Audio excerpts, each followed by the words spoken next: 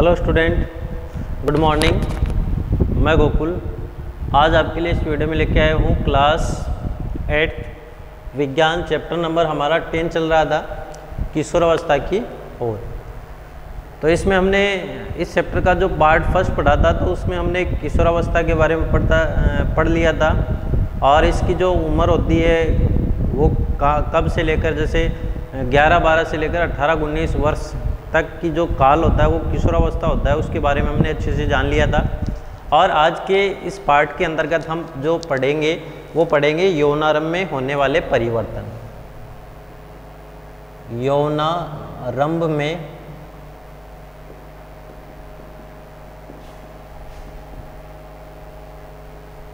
होने वाले परिवर्तन। तो यौनारंभ में कौन कौन से परिवर्तन होते हैं, तो उन परिवर्तनों के बारे में हम इस वीडियो के अंतर्गत पढ़ने वाले हैं। ठीक है, तो सबसे पहले जो परिवर्तन आता है वो आता है लंबाई में वृद्धि।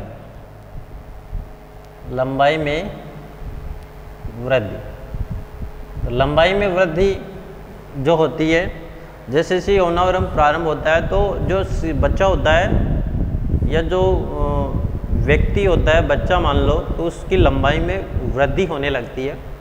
तो ग्रोथ लंबाई में अच्छी दिखती है। तो ये जो होता है वो यौनारंभ का एक प्रारंभिक लक्षण होता है।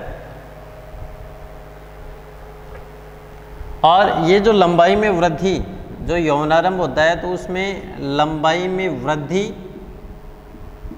का होना अधिक दृष्टिगोचर होता है। अधिक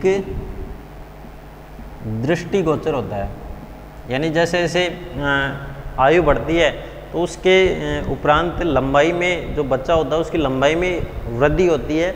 और ये लंबाई का जो परिवर्तन होता है, लंबाई में वृद्धि का परिवर्तन, ये अधिक दिखाई देता है, अधिक दृष्टिगोचर होता है। ठीक है, और इस समय शरीर की लंबी अस्थियों की, हाथ व पैर की अस्थियों की, इस समय शरीर की लंबी अस्थियों की, जिसमें शामिल है हाथ व पैर की अस्थियों की,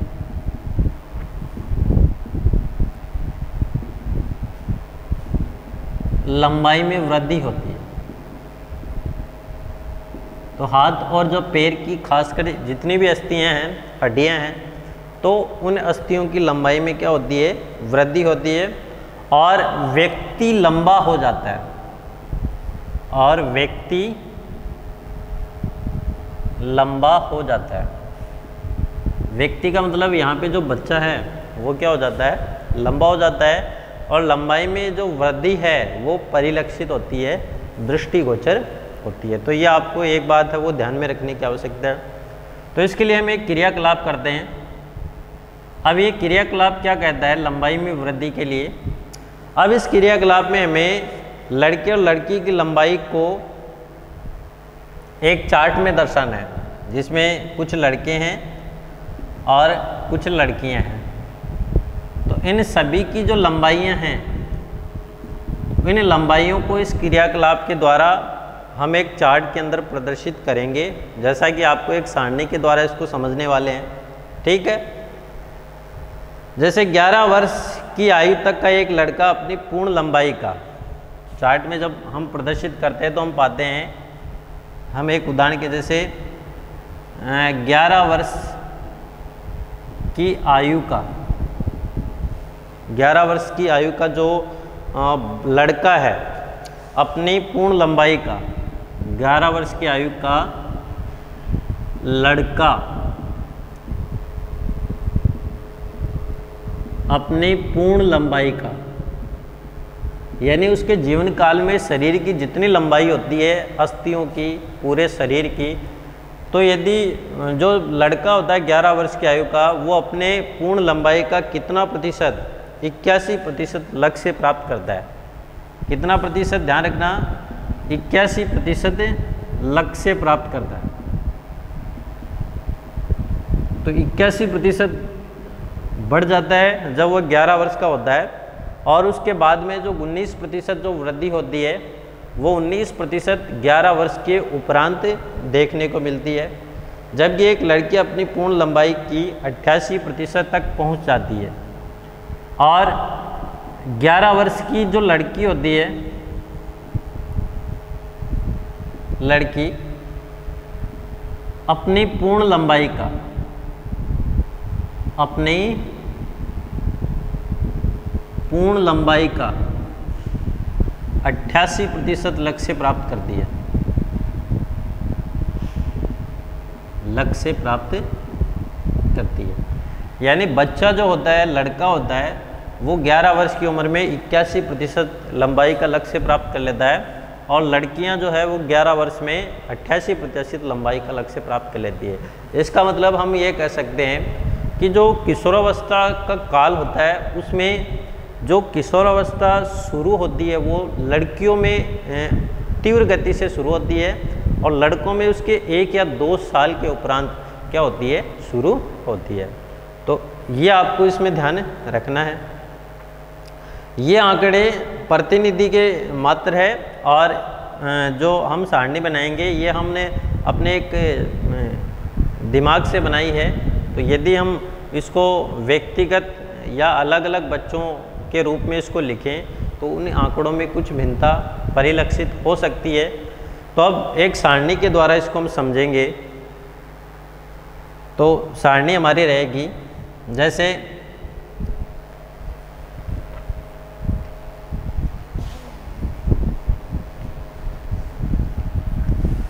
हम बात करें, सबसे पहले हम लेते हैं आयु वर्षों में।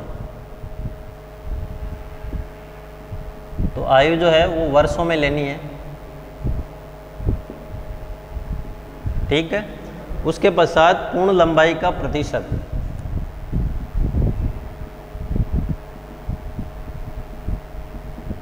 पूर्ण लंबाई का प्रतिशत। अब जो पूर्ण लंबाई का हम प्रतिशत लेते हैं,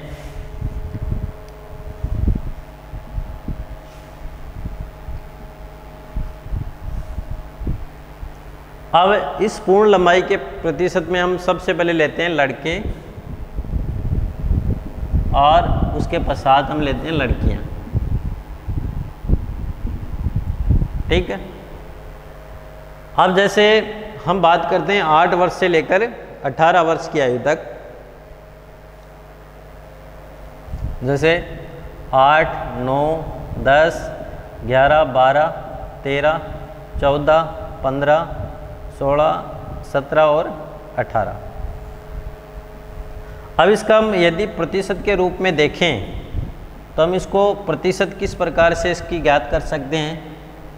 यदि हम ये क्रियाकलाप करें तो आंकड़ों के आधार पर यदि हम लिखना चाहें तो जो 8 वर्ष के लड़के होते हैं वो अपनी कुल लंबाई का 72% प्राप्त कर लेते हैं, और जो लड़कियां होती है वो अपने कुल लंबाई का 77% लक्ष्य प्राप्त कर लेती है आंकड़ों के अनुसार। और 9 वर्ष का जो लड़का होता है वो अपनी आयु का 75% और लड़की 81% लक्ष्य प्राप्त कर लेती है। इसी प्रकार यदि हम बात करें 10 वर्ष तो ये 78 और ये 84, लड़का 78% और लड़की अपने आयु का लंबाई का 84% लक्ष्य प्राप्त कर लेती है। और यदि 11 वर्ष की बात करें तो ये 81% प्राप्त करते हैं, और ये लड़कियां जो हैं वो 88% प्राप्त कर लेती है, ठीक है। इसी प्रकार 12 वर्ष की बात करें तो 12 वर्ष में लड़के 84 और लड़कियां 91, ये अपनी जो आयु है या लंबाई का 84% और लड़कियां 91% लक्ष्य जो है वो प्राप्त कर लेती है। यदि हम बात करें 13 वर्ष की आयु तो लड़कियां 88 और 95, तो लड़के हैं वो 88% और लड़कियां 95% जो उसकी लंबाई होती है उसका लक्ष्य प्राप्त कर लेती है। और 14 वर्ष की हम बात करें तो ये लड़के 92% लक्ष्य प्राप्त करते हैं और लड़कियां 98% लक्ष्य को प्राप्त करती है। बात करें 15 वर्ष की आयु, तो 15 वर्ष की आयु में लड़के 95% लक्ष्य को प्राप्त करते हैं और जो लड़कियां होती है वो 99% लक्ष्य को प्राप्त करती है। इसी के उपरांत यदि 16 वर्ष की आयु की बात करें तो जो लड़के हैं वो 98%, कितने प्रतिशत? 98%, और लड़कियां 99.5% लक्ष्य को प्राप्त करती है। और 17 वर्ष की आयु की बात करें तो लड़के जो हैं वो 99% और लड़कियां 100% लक्ष्य को प्राप्त कर लेती है। इसका मतलब 17 वर्ष की आयु कंप्लीट होते लड़कियों में जितनी उसके लंबाई थी, बढ़नी थी, उनका संपूर्ण लक्ष्य प्राप्त हो जाता है और 18 वर्ष की आयु में लड़के 100% अपनी लंबाई का लक्ष्य प्राप्त करते हैं और लड़कियां भी 100% होती है।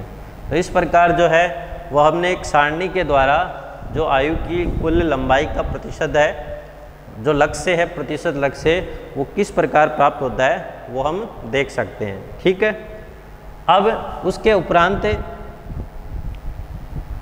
इनका जो लक्ष्य है, प्रतिशत आयु की प्रतिशत गणना है, वो किस प्रकार करते हैं, तो उसके लिए हम एक सूत्र होता है, उस सूत्र के द्वारा हम आयु की प्रतिशत गणना कर सकते हैं। तो ध्यान से देखना है सूत्र को। तो पूर्ण लंबाई के लिए गणना सेंटीमीटर में यदि हम करें तो पूर्ण लंबाई के लिए गणना सेंटीमीटर में, तो उसका एक सूत्र होता है, फॉर्मूला होता है, वो होता है वर्तमान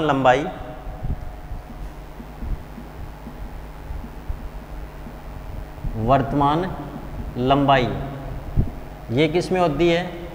सेंटीमीटर में। क्यों? क्योंकि हमने सेंटीमीटर में इसको ज्ञात किया है बटा वर्तमान आयु में पूर्ण लंबाई का प्रतिशत बटा वर्तमान आयु में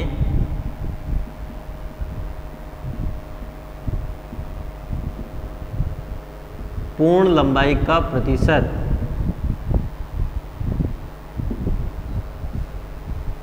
इंटू 100। तो ये एक फॉर्मूला होता है जिसमें हम पूर्ण लंबाई के लिए गणना कर सकते हैं वर्तमान आयु कितनी है और वर्तमान आयु में पूर्ण लंबाई का प्रतिशत इंटू 100। तो इस सूत्र के द्वारा हम आसानी से गणना कर सकते हैं।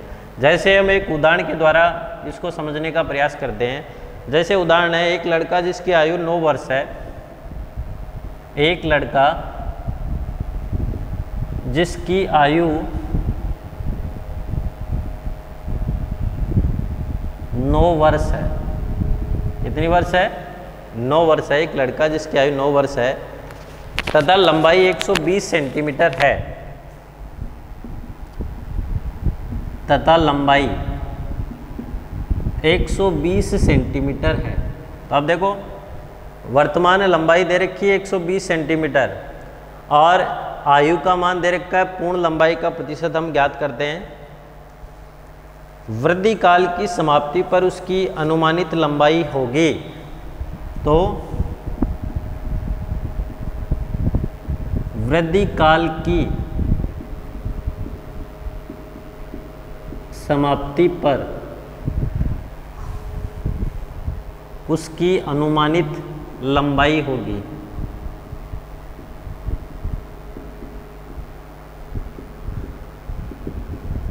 अनुमानित लंबाई होगी।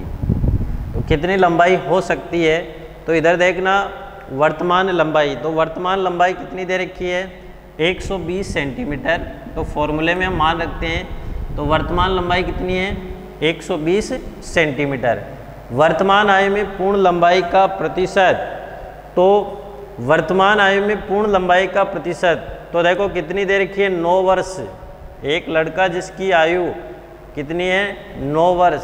तो 9 वर्ष में अभी हमने देखा था कितना प्रतिशत प्राप्त कर लेता है? 75% इंटू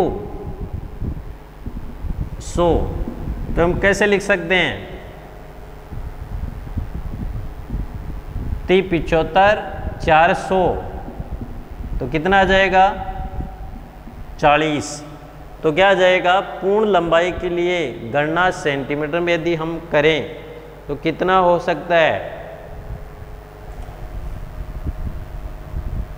4 चौक 16 सॉरी 160 क्या जाएगा सेंटीमीटर। तो कितनी लंबाई हो जाएगी 160 सेंटीमीटर लंबाई है वो प्राप्त होती है।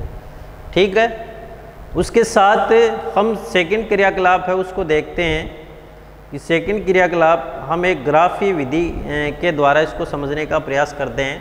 तो अगला हमारा इसमें एक क्रियाकलाप और हम करेंगे जिसके द्वारा हम इसको और अधिक समझने का प्रयास करते हैं।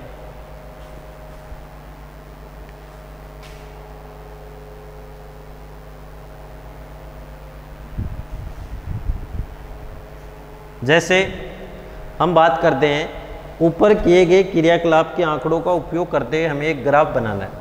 जैसे हमने ऊपर एक क्रियाकलाप किया था उस क्रियाकलाप से जो हमें आंकड़े प्राप्त हुए थे उन आंकड़ों से हमें एक ग्राफ तैयार करना है। ठीक है, और इसमें जो आयु है उसको अक्ष पे लेना है, जो भी आयु। तो ये कौन सा है अक्ष, और इसमें हम क्या ले लेंगे आयु को ले लेंगे जो हमने ली थी लगभग 8 वर्ष से ली थी।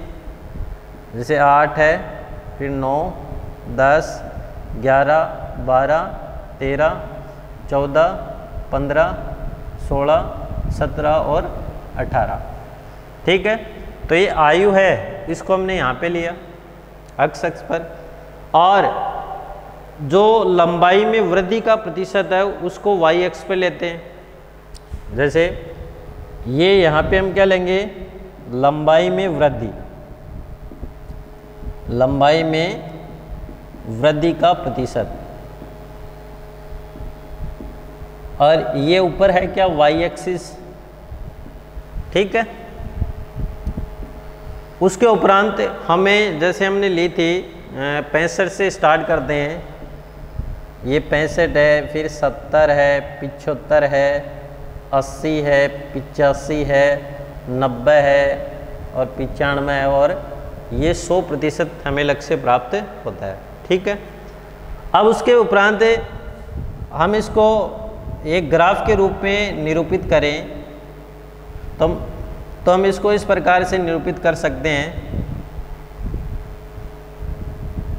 जैसे ये हमने कुछ लाइनों के द्वारा इसको विभाजित किया है। अब हम क्या लिख सकते हैं कि जैसे इतना प्रतिशत है, फिर कुछ इतना प्रतिशत प्राप्त होता है। ठीक, और उसके बाद में इतना प्रतिशत आता है, उसके बाद में इतना है, फिर इतना, और उसके बाद में जो प्रतिशत है इतना आता है, और फिर इतना आता है, और उसके बाद में ये बराबर हो जाता है। तो जो ग्राफ आता है वो हमें इस प्रकार से कुछ ग्राफ है वो प्राप्त होता है। ठीक है, तो ये, और ये हमने लड़कियों के लिए माना, और इसी प्रकार जैसे लड़कों के लिए यदि हम बात करें तो